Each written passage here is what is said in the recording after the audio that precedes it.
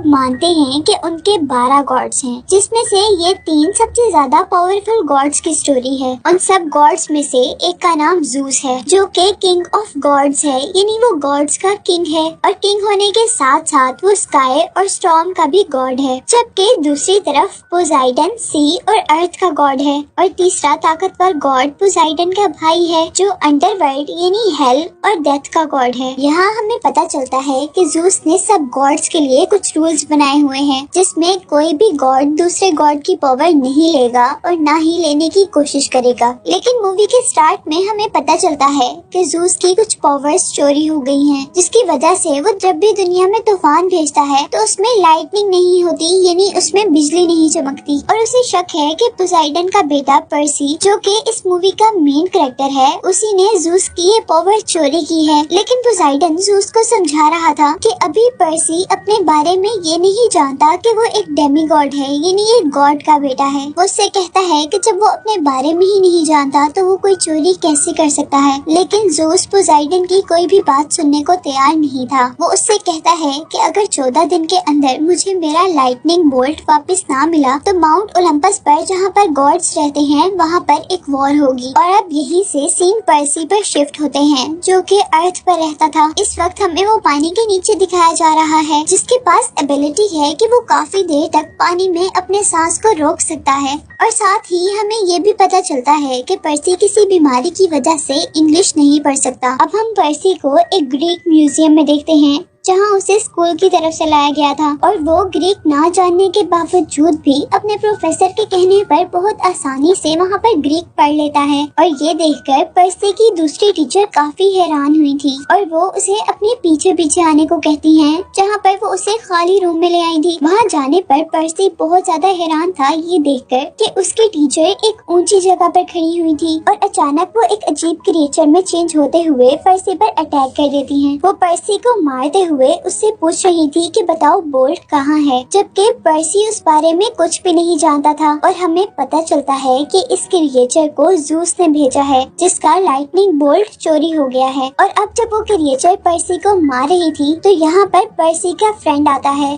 जो कि गॉड्स की तरफ से पर्सी का गार्ड था। पर्सी के उस गार्ड के साथ यहाँ पर प्रोफेसर भी आए थे और वो उससे पूछते हैं कि ये क्रिएचर तुम्हें क्या कह रही थी। और पर्सी उनको बताता है कि वो किसी बोल्ट के बारे में पूछ रही थी। और यहाँ प्रोफेसर जॉन कहते कि अब पर्सी की सच्चाई लोगों के सामने आ गई है कि असल में वो डेमी गॉड है, यानी वो एक गॉड का बेटा है। प्रोफेसर पर्सी के गार्ड से कहता है कि तुम पर्सी और पर्सी की मॉम को लेकर उस आइलैंड चले जाओ जो डेमी गॉड्स के लिए है। और अब वो गार्ड ऐसा ही करता है और रास्ते में हम देखते हैं कि पर्सी की मॉम कार ड्राइव कर रही थी, जबकि उनकी कार के सामने एक क्रिएचर आने की वजह से उनकी कार आउट ऑफ कंट्रोल हो गई थी। उनकी कार का एक्सीडेंट हो जाता है और उनकी कार उलट जाती है, जिसमें से अब उनका बाहर निकलना मुश्किल हो रहा था। और तब पर्सी का गार्ड अपनी निचली बॉडी को एक एनिमल की बॉडी में चेंज करते हुए अपने फुट से कार की विंडोज तोड़कर वो लोग बाहर निकलते हैं। और अब वो लोग भागकर उस कैंप में आ जाते हैं, जो कई डेमी गॉड्स के लिए बनाया गया था। वहाँ आने पर पर्सी और उसका गार्ड तो इसीलिए उसके अंदर चले गए थे, लेकिन पर्सी की मॉम, जो कि एक इंसान थी, उनको उस कैंप के बाहर एक इनविजिबल शील्ड ने आने से रोक दिया था।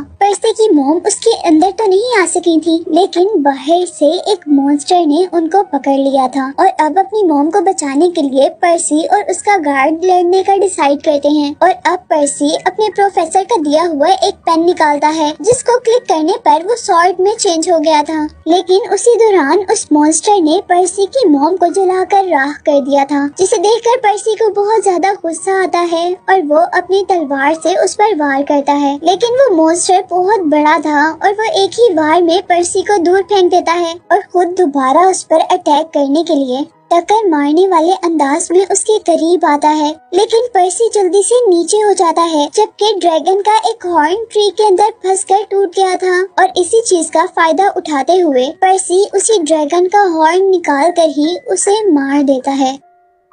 और ये सब करने के बाद पर्सी अब बेहोश हो चुका था और पर्सी की आंख खुलने पर वो अपने आप को कैंप के अंदर पाता है और पर्सी का गॉड पर्सी को इस कैंप का टूर करने के लिए ले जाता है, जहां उसे बताया जाता है कि वो पोसाइडन का बेटा है, जबकि ग्रूवर उसका सिर्फ दोस्त नहीं है बल्कि उसका गार्ड भी है, जैसा कि मैंने आपको पहले बताया था। यहाँ पर उसकी मुलाकात अपने प्रोफेसर से भी होती है जिसने उसे पेन दिया था और पर्सी को पता चलता है कि वो एक चायरॉन है, यानी उनकी ऊपर वाली बॉडी बिल्कुल इंसानों जैसी है और नीचे से वो एक हॉर्स है। अब वो चायरॉन प्रोफेसर जो कि इस कैंप के एक तरह के कैप्टन हैं, वो सभी डेमीगॉड से कहते हैं कि हमें पर्सी का वेलकम करना है और उसके वेलकम के लिए पहले कुछ गेम्स प्लान की जाती हैं, जहां एक गेम के लिए 2 टीम्स बनाई गई थी, एक रेड टीम थी और एक ब्लू टीम। रेड टीम को डेमीगॉडेस एनाबेथ लीड कर रही थी, जबकि दूसरी टीम को एक डेमीगॉड ल्यूक लीड कर रहा था, जिसमें पर्सी भी शामिल हो गया था।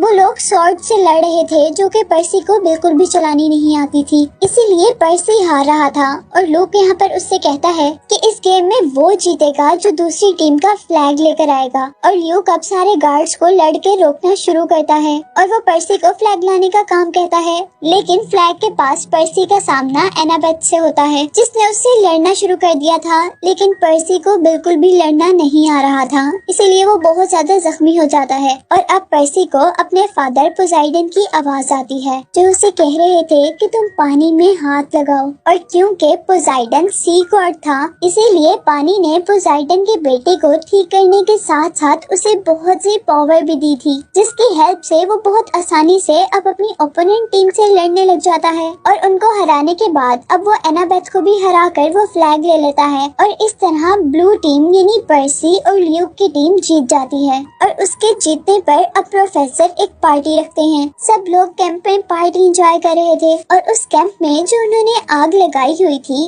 उस आग में से अचानक हल्का गॉड अपेयर होता है। और इन गॉड के बारे में मैंने आपको पहले भी बताया था कि वो पोसाइडन के भाई थे, यानी वो पर्सी के अंकल थे और वो उसे कह रहे थे कि तुम्हारी मॉम अभी भी जिंदा है और हमारे पास है, जैसे ही तुम बोल्ट वापस कर दोगे तो हम तुम्हारी मॉम को सही सलामत वापस कर देंगे। ये कहते ही वो गॉड तो गायब हो जाते हैं और पर्सी जल्दी से प्रोफेसर के पास जाता है और उसे कहता है कि मुझे अपनी मॉम को बचाना है। और प्रोफेसर उसे कहते हैं कि हाँ, ये हम काम कर सकते हैं, लेकिन इस काम के लिए हमें गॉड ज़ूस के पास जाकर उन्हें इस बात का यकीन दिलाना होगा कि तुमने कुछ भी चोरी नहीं किया और वो लाइट बोल्ट भी तुम्हारे पास नहीं है। कुछ देर के लिए तो वो प्रोफेसर की बात पर हाँ कर देता है, क्योंकि उसे लग रहा था कि अगर वो प्रोफेसर के साथ कुछ और कहेगा तो वो उनकी बात नहीं मानेंगे। और फिर रात होने पर वो अकेला अपनी मॉम को बचाने के लिए निकल रहा था कि तभी पर्सी का गार्ड जिसका नाम ग्रूवर है वो उसके पीछे आता है। पर्सी उसे मना करता है कि तुम मेरे पीछे नहीं आओ, मैं अकेला ही जाऊंगा। पर ग्रूवर उसे कहता है कि पोसाइडन गॉड ने मुझे तुम्हारा गार्ड रखा है और तुम मेरे बगैर कहीं पर भी नहीं जा सकते। इतने में ही यहाँ पर अब एनाबेथ आ जाती है जो कि पर्सी को कह रही थी कि मैं एक बहुत अच्छी फाइटर हूँ, मैं तुम्हारे बहुत काम आ सकती हूँ। और अब पर्सी उन दोनों को बताता है कि हमें अंडरवर्ल्ड यानी हेल जाना है, इस मूवी में दिखाए जाने वाले थर्ड गॉड के पास। लेकिन उन्हें ये नहीं पता था कि वो अंडरवर्ल्ड कैसे जाएंगे। और एनाबेथ उन्हें कहती है कि हमारी हेल्प ल्यूक कर सकता है और ल्यूक के पास जाने पर ल्यूक वाकई ही उनकी हेल्प करता है और उन्हें अंडरवर्ल्ड का मैप देता है। ल्यूक उन्हें सिर्फ मैप ही नहीं देता बल्कि उसने पर्सी को एक खास शूज दिए थे जो कि उड़ने की एबिलिटी रखते थे और उसी के साथ ल्यूक उसे एक शील्ड भी देता है। ये शील्ड ल्यूक ने उसे क्यों दी थी ये बात हमें आगे पता चलेगी। अब ल्यूक उन्हें ये भी बताता है कि इस मैप की हेल्प से तुम लोग उस अंडरवर्ल्ड के अंदर तो जा सकते हो, लेकिन बाहर आने के लिए तुम्हें एक खास स्टोन की जरूरत होगी, यानी जिसको भी अंडरवर्ल्ड से बाहर आना होगा उनको वो स्टोन चाहिए होगा। अब तुम लोग 3 हो तो तुम लोगों को 3 स्टोन चाहिए होंगे। और उनके पूछने पर वो बताता है कि ये मैप तुम्हें स्टोन का रास्ता भी बताएगा। और हम देखते हैं कि वो लोग मैप की हेल्प से पहला स्टोन लेने के लिए एक घर के अंदर आते हैं। उस घर के अंदर जाने पर उन लोगों को वहाँ पर बहुत से स्टेचूज दिखे थे और साथ ही एनाबेथ को वहाँ पर बहुत से कॉइन्स भी मिलते हैं जो कि एक तरह की डेमीगॉड्स की दुनिया की मनी थी। और एनाबेथ उस मनी को पर्सी को दे देती है क्योंकि आगे उन्हें इस मनी की जरूरत पड़ने वाली थी। और उसी दौरान अब एनाबेथ को एक औरत मिलती है जो उसे बहुत रोते हुए बता रही थी कि उसके हस्बैंड को किसी ने स्टैचू बना दिया है और यहीं दूसरी तरफ हम देखते हैं कि ग्रूवर जैसे ही स्टैचूज को देख रहा था तो उसे ये बात समझ आई थी कि ये स्टैचू असल में इंसान है और वो एक स्नेक के सर वाली लड़की के असर के अंदर है, जो कि किसी की भी आंखों में देखकर उसे स्टैचू बना देती है। और अब हम देखते हैं कि ग्रूवर ये सारी बात पर्सी को बताता है, जबकि दूसरी तरफ वो लेडी एनाबेथ के पास आ गई थी और वो उसे बता रही थी कि मुझ पर ये चीज कर्स है और ये कर्स मुझे तुम्हारी मॉम ने ही दिया है, जो कि एक गॉड है। वो औरत एनाबेथ को भी स्टैचू बनाना चाह रही थी, लेकिन एनाबेथ आंखें ही नहीं खोलती, जबकि उसके पास खड़ी हुई औरत के आंखों में देखने पर वो उसे स्टैचू बना देती है। और अब यहाँ पर हम पर्सी को देखते हैं, जिसने उस स्नेक लेडी को डिस्ट्रैक्ट कर लिया था और उसका ध्यान एनाबेथ से हट गया था। और अब वो लेडी पर्सी को ही पकड़ लेती है, जिसकी हेल्प करने के लिए अब ग्रूवर और एनाबेथ दोनों वहाँ पर कार लेकर आते हैं और उन्हें कार से हिट करते हैं। और मौका मिलते ही पर्सी अपनी पेन को स्वॉर्ड में चेंज करते हुए उस स्नेक लेडी को मार देता है और उसका सर काट कर अपने पास रख लेता है। और हम देखते हैं कि उसको मारते ही अब पहला स्टोन उन्हें उस लेडी के हाथ पर मिला था, जिसको लेने के बाद अब वो लोग दूसरे स्टोन की तरफ बढ़ रहे थे, जो कि एक म्यूजियम में था। म्यूजियम में जाने पर वो लोग देखते हैं कि वो स्टोन एनाबेथ की मॉम के स्टैचू के अंदर है और उस म्यूजियम में उस स्टैचू के पास बहुत ज्यादा सिक्योरिटी है। इसीलिए अब वो डिसाइड करते हैं कि वो रात को आकर यहाँ से स्टोन ले लेंगे और वो लोग ऐसा ही करते हैं। रात में वो लोग यहाँ पर आते हैं और एनाबेथ अपनी फाइटिंग पावर का यूज करते हुए वहाँ पर सारे गार्ड्स को बेहोश कर देती है, जबकि पर्सी ल्यूक के दिए हुए मैजिकल स्नीकर्स पहनकर उस स्टैचू के ऊपर चढ़ता है और दूसरा स्टोन भी ले लेता है। लेकिन उसके स्टोन लेते ही यहाँ पर 5 आदमी आए थे, जो आपस में मिलकर उनके सामने ही एक वाटर क्रिएचर हाइड्रा के अंदर चेंज हो गए थे, जिस क्रिएचर के 5 सर थे, जिस तरह वो 5 आदमी थे। और जैसे ही वो क्रिएचर पर्सी पर अटैक करती है तो पर्सी के हाथ से वो स्टोन नीचे गिर जाता है और क्योंकि पर्सी साइड पर छुपा हुआ था और स्टोन दूसरी तरफ गिरा था, इसीलिए अब उसे स्टोन को लेने के लिए उन क्रिएचर्स के सामने से गुजरना था। और पर्सी अब उनसे लड़ते हुए आगे बढ़ता है और उस क्रिएचर के 5 सरों में से एक सर काट देता है। लेकिन एनाबेथ उसे कहती है कि ये तुमने बहुत गलत किया, क्योंकि अब उसकी एक सर की जगह 2 और नए सर निकल आएंगे। और वाकई ही ऐसा हो भी गया था और साथ ही पर्सी को अपना स्टोन भी मिल गया था, जिसे वो उठा लेता है। और अब वो तीनों उस क्रिएचर के मुंह से निकलने वाली आग से बचते हुए गेट तक तो पहुंच गए थे, लेकिन उन क्रिएचर्स ने अपनी पावर से उस गेट को खुलने नहीं दिया था, जिस पर अब पर्सी का गार्ड ग्रूवर बहुत ही होशियारी से उस स्नेक वाली लेडी का सर, जो उन्होंने काट कर अपने पास रख लिया था, वो उन क्रिएचर्स के आगे कर देता है, जिससे वो सब लोग स्टैचू बन जाते हैं और वो लोग आराम से वहाँ से बाहर आ जाते हैं। अब उनके पास 2 स्टोन हो चुके थे और उन्हें एक स्टोन ढूंढकर अंडरवर्ल्ड जाना था अपनी सच्चाई प्रूफ करने के लिए, क्योंकि मूवी के स्टार्ट में हमें बताया गया था कि उनके पास सिर्फ 14 दिन थे, नहीं तो 14 दिन के बाद माउंट ओलंपस में गॉड्स की लड़ाई होने वाली थी, जिसमें से 9 दिन तो ऑलरेडी गुजर चुके थे। और यहाँ मैप से उन्हें पता चलता है कि तीसरा स्टोन उन्हें एक होटल से मिलेगा और ये होटल असल में एक होटल नहीं था, बल्कि ये होटल एक ट्रैप की तरह था, जहाँ पर जाते ही उन तीनों को कुछ केक्स खिलाए जाते हैं और उन केक्स के खाने से वो लोग ये भूल गए थे कि वो लोग यहाँ क्या करने आए हैं, बल्कि वो यहाँ पर बाकी सब की तरह पार्टी करने लगे थे। और अब हम देखते हैं कि पार्टी करते करते पर्सी को पोसाइडन की यानी उसके फादर की आवाज आती है, जो उसे कह रहे थे कि तुम यहाँ जो करने आए थे वो करो। और उनकी बात से वो होश में आ जाता है और साथ ही वो अपने साथियों के पास जाकर उन्हें भी होश में लेकर आता है। और यहाँ पर वो तीसरा स्टोन भी ढूंढ लेते हैं और वो लोग जल्दी से यहाँ से बाहर निकलने की कोशिश करते हैं, पर उन्हें रास्ता नहीं मिलता, जिस पर ग्रूवर उस होटल के अंदर रखी हुई कार के अंदर बैठता है और अपने साथ पर्सी और एनाबेथ को भी बिठाकर उस होटल का दरवाजा तोड़ते हुए वहाँ से बाहर निकलता है।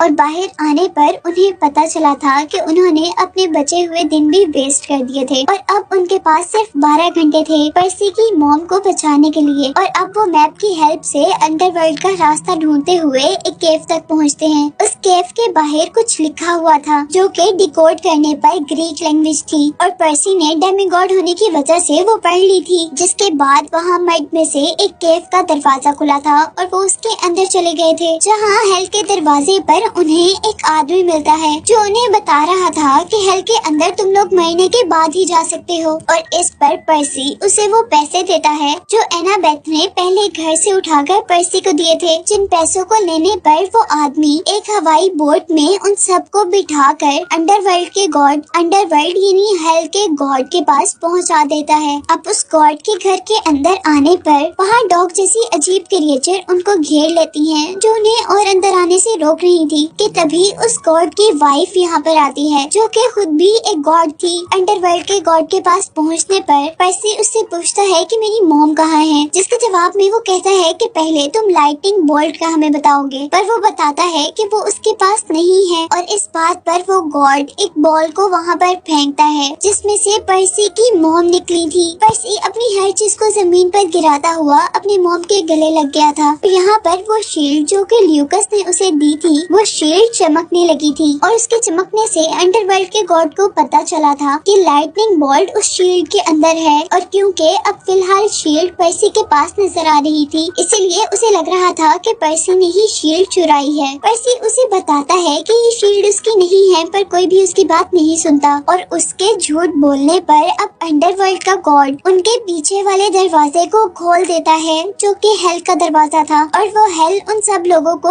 अपनी तरफ खींच रही थी। उन लोगों की बात नहीं सुनी जा रही थी कि तभी हम देखते हैं कि उस गॉड की वाइफ ही उस गॉड के हाथ से वो लाइटनिंग बोल्ट लेकर उसे दूर गिराती हैं। और पर्सी जैसे ही उससे पूछता है कि आपने हमारी हेल्प क्यों की, तो वो बताती है कि ये गॉड अच्छा नहीं है और उसे जबरदस्ती अंडरवर्ल्ड में रोका गया है, और अगर उसे ये बोल्ट मिल जाता तो वो दुनिया में तबाही फैला देता। वो गॉडेस उससे कहती है कि आप लोग जल्दी से यहाँ से चले जाएं। लेकिन जैसा हमें पहले पता है कि अंडरवर्ल्ड के अंदर आने का तो रास्ता था, लेकिन बाहर जाने के लिए उन्हें कुछ खास स्टोन्स की जरूरत होती है। और अब उनके पास 3 स्टोन थे, जबकि वो लोग 4 थे, क्योंकि अब उनके साथ पर्सी की मॉम भी थी। वो गॉडेस पर्सी के गार्ड ग्रूवर को अपने पास रोक लेती हैं और अब उन स्टोन्स का यूज करते हुए वो अंडरवर्ल्ड से निकलते हुए एक खास बिल्डिंग तक आते हैं, जहाँ से उन्हें ओलंपस यानी गॉड की दुनिया में जाने का रास्ता मिलना था। और यहाँ पर उन्हें ल्यूक मिलता है, जिसके बारे में हमें पता चल गया था कि असल में लाइटनिंग बोल्ट पर्सी ने नहीं बल्कि ल्यूक ने चुराया था। और पर्सी उससे पूछता है कि तुमने ऐसा क्यों किया था और वो लाइटनिंग बोल्ट मुझे क्यों दिया था। और ल्यूक इस बात का उसे जवाब देता है कि असल में वो गॉड्स की ताकतों से तंग आ गया है, इसीलिए उसने उनका लाइटनिंग बोल्ट चुरा लिया है ताकि गॉड्स के दरमियान में वॉर हो और वो सारे मर जाएं, जिसके बाद डेमी गॉड्स पावर में आएंगे। यहाँ पर हम देखते हैं कि ल्यूक ने उसके हाथ से बोल्ट भी ले लिया था, पर पर्सी हाथ मारने वाला नहीं था। वो उससे लड़ता है बोल्ट लेने के लिए, लेकिन अभी तक वो कामयाब नहीं हुआ था। इसीलिए पर्सी अपनी पावर्स का यूज करता है और वहाँ पर मौजूद बहुत से टैंक्स में से पानी खींचते हुए वो उस पानी से ल्यूक पर अटैक कर देता है, जिसकी वजह से वो वहाँ करीब एक नहर में गिर गया था। जबकि पर्सी ने अब वो लाइटनिंग बोल्ट उठा ली थी। जितने में हमने देखा था कि पर्सी ने वो लाइटनिंग बोल्ट उससे हासिल किया था, उतने में एनाबेथ ने वो दरवाजा भी खोल लिया था जहाँ से उन्हें ओलंपस जाना था। और ओलंपस में जाते ही वो लोग देखते हैं कि सारे गॉड्स लड़ने के लिए तैयार हैं। और यहाँ पर्सी टाइम पर पहुंचकर ज़ूस को उसका लाइटनिंग बोल्ट वापस कर देता है और उसे बताता है कि असल में ये बोल्ट उसने नहीं बल्कि ल्यूक ने चोरी किया था। और वो ल्यूक का सारा मकसद भी बता देता है कि वो गॉड्स को मारकर डेमी गॉड्स को पावर में लाना चाहता है। यहाँ ज़ूस पर्सी से बहुत खुश हो गया था और उनके दरमियान में लड़ाई खत्म हो गई थी। और जैसे ही पोसाइडन अब उससे मिलने के लिए आया था, तो यहाँ हम देखते हैं कि पर्सी अपने फादर से नाराज है, क्योंकि उसके फादर कभी भी उसके साथ नहीं रहे थे। और यहाँ पोसाइडन उससे अकेले में मिलता है और उसे बताता है कि हम गॉड्स के भी कुछ रूल्स हैं, जिसके अकॉर्डिंग हम अपने बच्चों के साथ नहीं रह सकते, पर तुम हमेशा मेरे साथ मेरे दिल में रहते हो। ये बात सुनकर पर्सी भी अपने डैड की बात मान लेता है। और नेक्स्ट सीन में अब हम पर्सी को उसकी मॉम के साथ देखते हैं, जो कि उन्हें डेमी गॉड के कैंप में छोड़ने आई थी। अंदर जाने पर हम पर्सी के साथ उसके गार्ड को भी देखते हैं, जिसका नाम ग्रूवर था, जिसे उसने ज़ूस से कहकर वहाँ से छुड़वाया था। और यहीं पर हम देखते हैं कि पर्सी और एनाबेथ पीसफुली अपने कैंप्स में हैं। और यहाँ एनाबेथ पर्सी को ट्रेनिंग दे रही थी, जिसके साथ इस मूवी के फर्स्ट पार्ट की एक्सप्लेनेशन तो कंप्लीट हो गई है। और अब मैं आपको इस मूवी का सेकंड पार्ट पार्ट एक्सप्लेन करने वाली हूँ। और इस पार्ट के स्टार्ट में हमें मेन कैरेक्टर यानी पर्सी, एनाबेथ और ग्रूवर का बचपन दिखाया जा रहा है, जहाँ उनके साथ एक और बच्ची भी है। और हमें पता चला था कि वो गॉड ज़ूस की बेटी थी। वो सब लोग मिलकर अपने कैंप की तरफ भाग रहे थे क्योंकि उनके पीछे ऐसी क्रिएचर्स लगी हुई थी जो कि डेमीगॉड्स को खाती थी। और यहाँ अब ज़ूस की बेटी को उन क्रिएचर्स पर गुस्सा आ जाता है। वो अपने फ्रेंड्स की जान बचाने के लिए खुद लड़ने का डिसाइड करती है और अपने फ्रेंड्स को कैंप के अंदर जाने का कहती है। और उनसे लड़ते लड़ते आखिर उन क्रिएचर्स ने ज़ूस की बेटी को मार दिया था। और ज़ूस को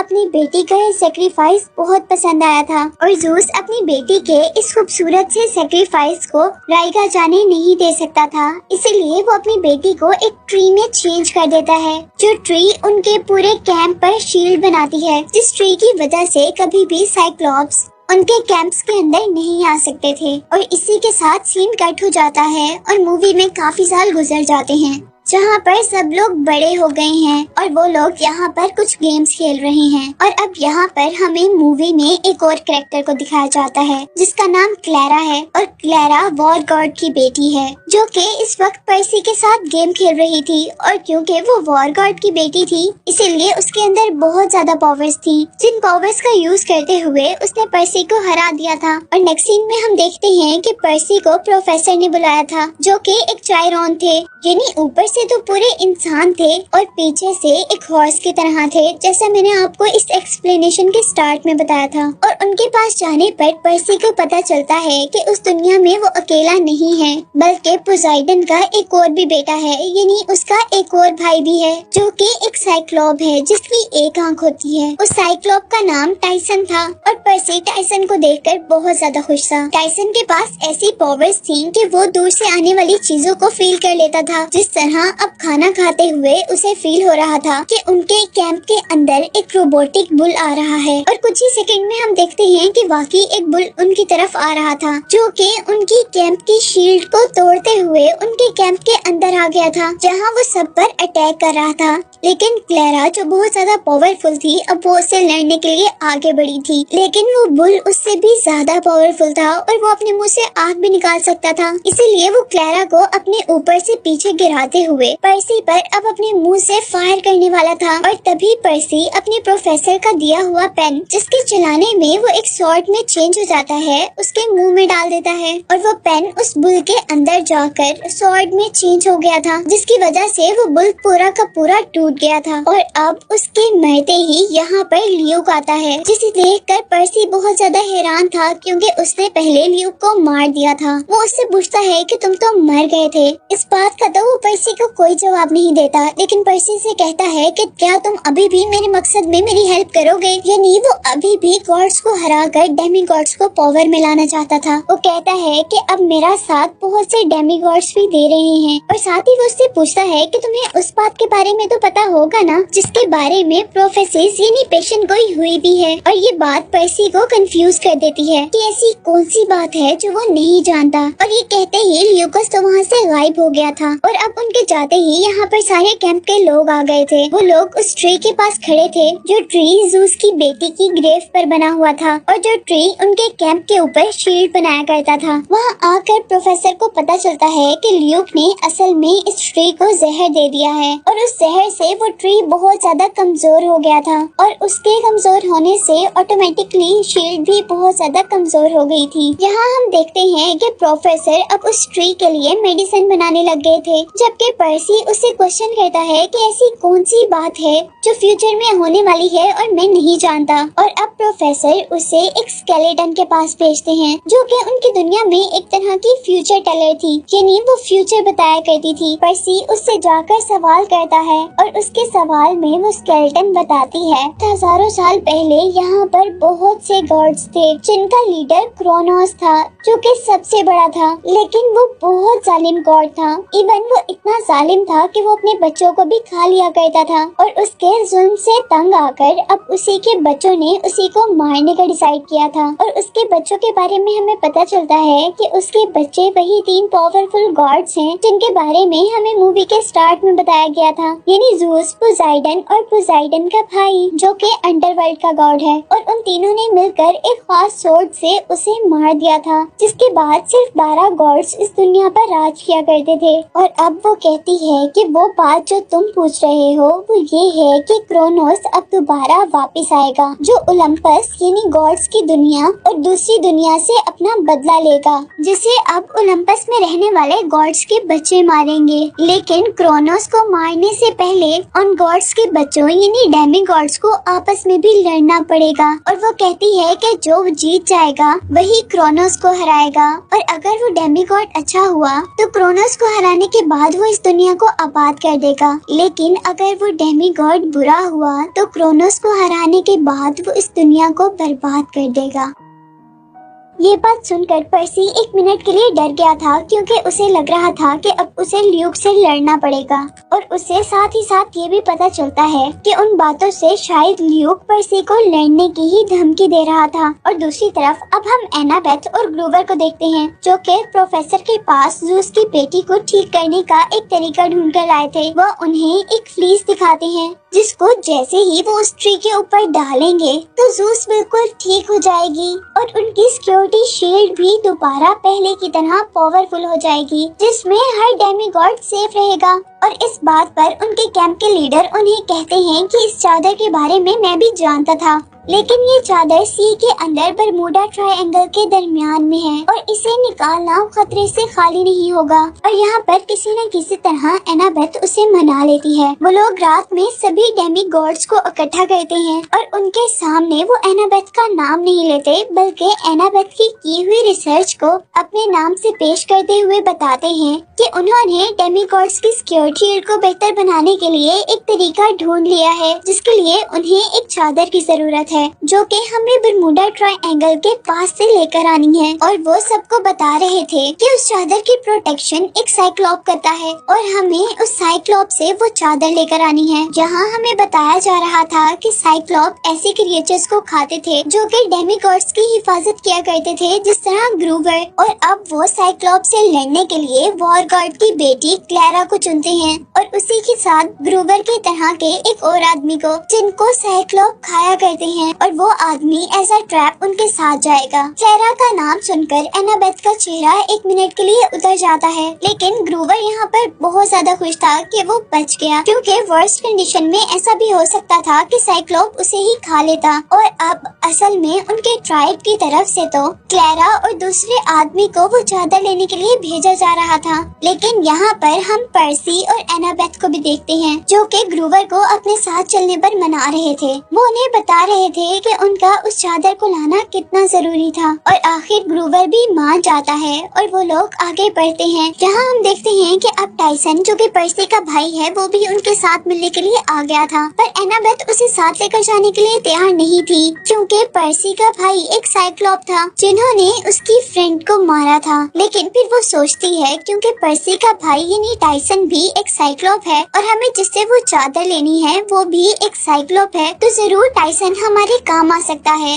इसीलिए वो मान जाती है और कुछ देर के लिए उस पर अपना मैजिकल स्प्रे करते हुए उसे 2 आंखें दे देती है। और वो लोग अब अपने कैंप से बाहर निकलने के लिए एक टैक्सी बुलाते हैं। ये टैक्सी जादुई दुनिया की टैक्सी थी, जिन्हें 3 बहनें चलाया करती थी। कार में बैठने पर अब वो लोग काफी खुश थे, लेकिन डर उन्हें वहाँ पर लगता है जब उनको पता चलता है कि उन तीनों बहनों के पास 2 आंखें ही नहीं है, बल्कि सिर्फ एक आंख है, जिसको एक वक्त में सिर्फ एक ही बहन लगाकर देख सकती है। जिस बात से वो काफी ज्यादा डर गए थे। और अब कुछ करते हुए हम देखते हैं कि उनकी वो आंख आकर पर्सी के हाथ पर गिर जाती है। वो बहनें उन चारों को लेकर वॉशिंगटन तक आ गई थी, लेकिन उन्हें यहाँ आकर पता चला था कि उन चारों के पास अब ज्यादा पैसे नहीं हैं, इसीलिए वो वहीं पर उन्हें छोड़ देती हैं। और इसके बाद अब उन लोगों को पैदल ही सफर करना था, जहाँ पर हम देखते हैं कि ल्यूक और उसके साथी डेमीगॉड्स उन सब पर अटैक कर देते हैं। और यहाँ उन सबको डिस्ट्रैक्ट करते हुए ल्यूक के आदमी ग्रूवर को अपने साथ ले गए थे, क्योंकि ल्यूक उस साइक्लोप को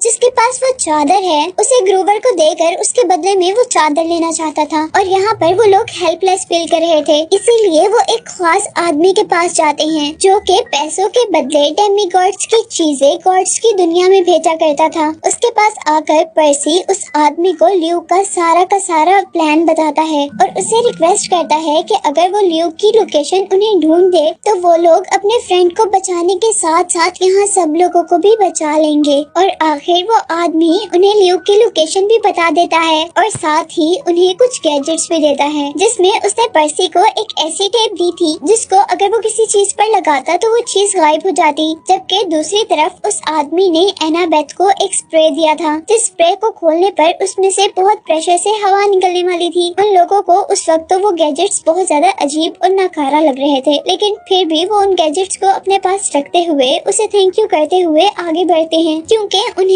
उस जगह से ल्यूक को पकड़ना था जो लोकेशन उन्हें उस आदमी ने बताई थी। लेकिन यहाँ वो अब भी लेट हो गए थे, क्योंकि ल्यूक एक बहरी जहाज में वहाँ से दूर चला गया था। अब टाइसन वक्त जाया किए बगैर जल्दी से पानी में उतरता है और पानी से बातें करते हुए वो अपने फादर पोजाइडन से हेल्प मांगता है और पोजाइडन वहाँ पर उनके लिए एक सी हॉर्स भेजता है, जिस पर बैठकर वो लोग ल्यूक की शिप तक पहुँच गए थे। और उनके बोट पर आने पर अब ल्यूक की एक रखी हुई क्रिएचर वेयरवुल्फ को उनके आने का पता चल गया था और यहाँ वो उन पर अटैक करने के लिए उनके पीछे पड़ गया था, जिससे बचते बचाते वो लोग भागते हुए गलत जगह पर आ गए थे, क्योंकि अब उनके सामने वहाँ ल्यूक था। और यहाँ पर अब पर्सी ल्यूक से ग्रूवर के बारे में क्वेश्चन करता है, जिस पर ल्यूक उसे कहता है कि उसे तो जहाँ होना चाहिए था वो तो वहीं पर है, यानी ल्यूक ने उसे उस साइक्लोप के हवाले कर दिया था। और उसके बाद वो कहता है कि अब तो मेरे साथी उस साइक्लोप से ग्रूवर के बदले में वो चादर लाने ही वाले होंगे। और अब ल्यूक उन्हें एक कॉफिन दिखाता है जिसके अंदर सबसे बड़े गॉड क्रोनस के टुकड़े थे और उसे ल्यूक उस चादर के बदले जिंदा करने वाला था। और ये बताने के बाद ल्यूक अब अपने साथियों को ऑर्डर देता है कि इन सब को जेल में बंद कर दिया जाए, जहाँ पर बैठे हुए उन तीनों के दिमाग में और कोई ख्याल नहीं था, सिर्फ ये था कि वो बाहर कैसे निकलेंगे। और यहाँ पर पर्सी को उस आदमी का दिया हुआ गैजेट याद आता है जो उसे नकारा लग रहा था।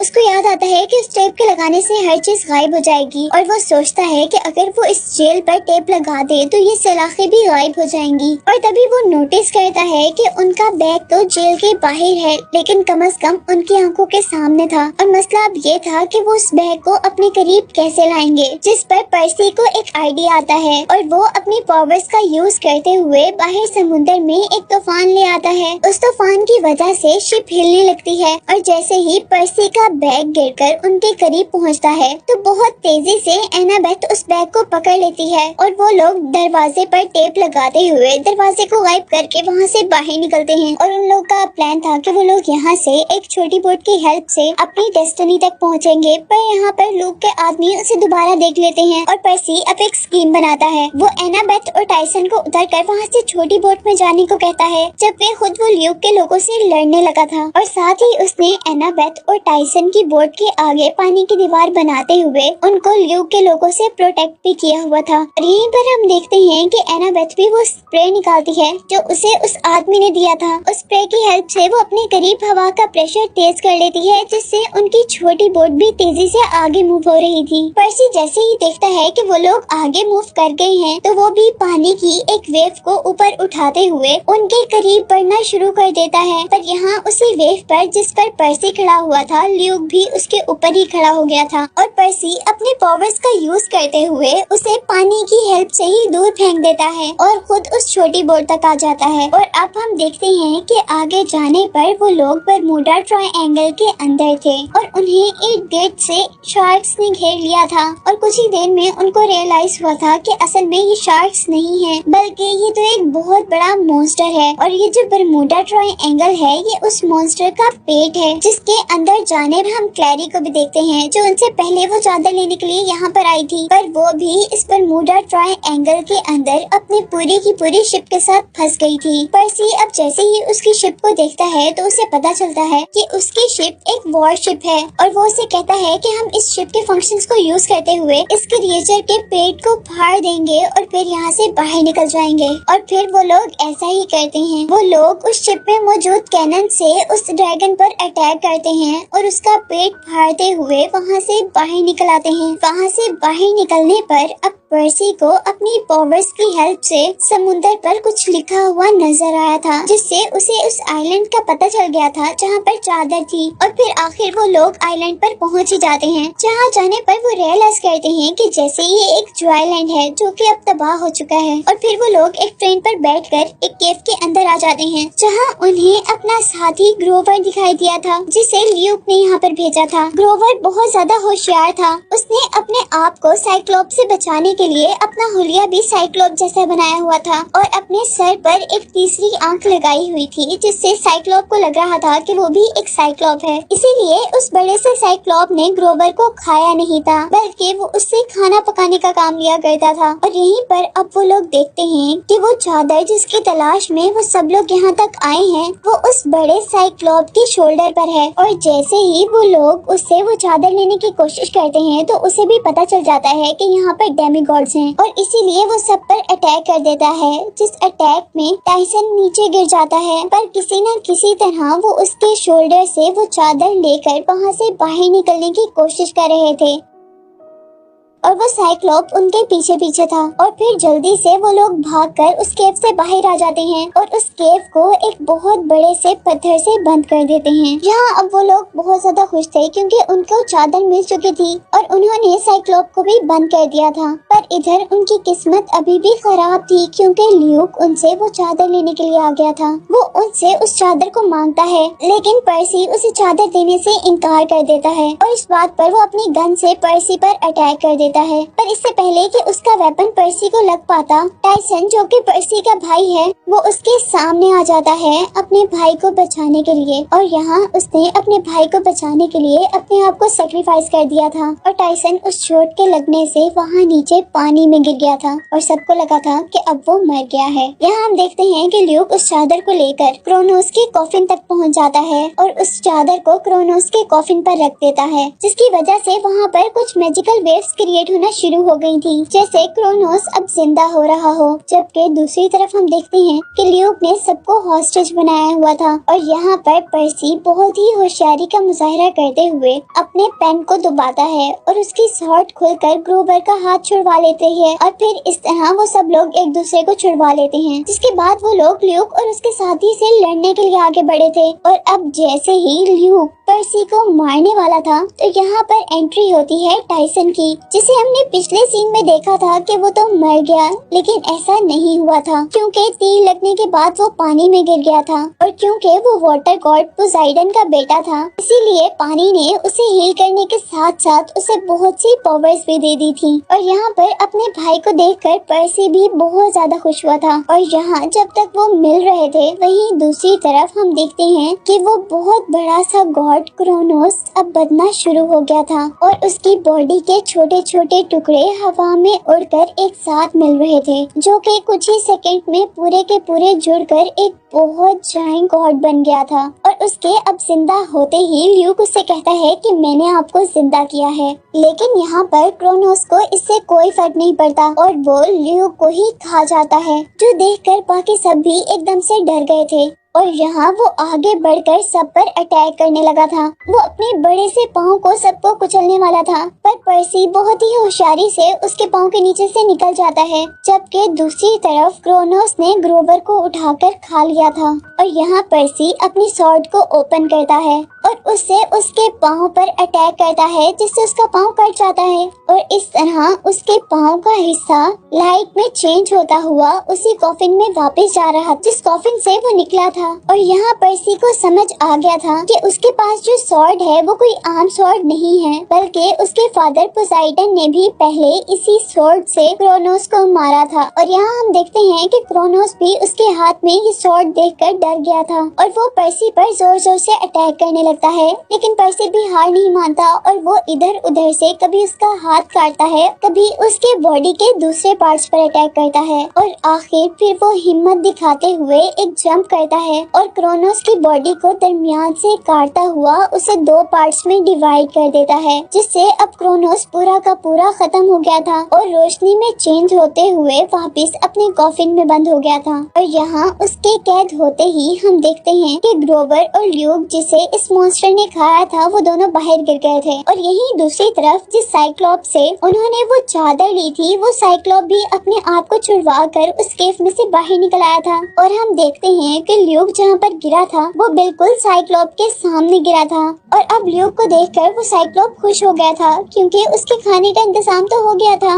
और यहाँ हम देखते हैं कि ल्यूक तो मर गया था, लेकिन उसकी क्रिएचर्स अभी भी जिंदा थी, जिन्होंने एनाबेथ पर अटैक कर दिया था। वो लोग अब जल्दी से उस चादर का यूज करते हुए पहले एनाबेथ को जिंदा करते हैं। और अब इसके बाद पर्सी अपनी वो चादर क्लैरा को दे देता है, क्योंकि उनके लीडर ने ये काम क्लैरा को ही दिया था। और अब वो लोग कैंप में पहुंचते हैं और क्लैरा वो चादर उस लड़की के ऊपर रख देती है, जिसे मूवी के स्टार्ट में हमने मरते हुए देखा था, जिससे वो लड़की भी जिंदा हो गई थी। और ज़ूस की भेजी हुई उस कैंप की सिक्योरिटी शील्ड भी वापस पावरफुल हो गई थी। और यहाँ हम देखते हैं कि उस चादर में इतनी भी पावर नहीं थी कि वो एक डेमीगॉड को वापस डेमीगॉड बना दे। उस चादर ने उस लड़की को जिंदा तो कर दिया था, लेकिन डेमीगॉड के रूप में नहीं, बल्कि एक इंसान के रूप में। और उस लड़की को देखकर अब पर्सी को ख्याल आता है कि उनकी प्रेडिक्शन अभी भी कंप्लीट नहीं हुई, क्योंकि उस औरत ने बताया था कि ज़ूस और पोसाइडन के बच्चे आपस में लड़कर क्रोनोस को जिंदा करेंगे, जिसके बाद उन्हीं के हाथ में दुनिया और ओलंपस की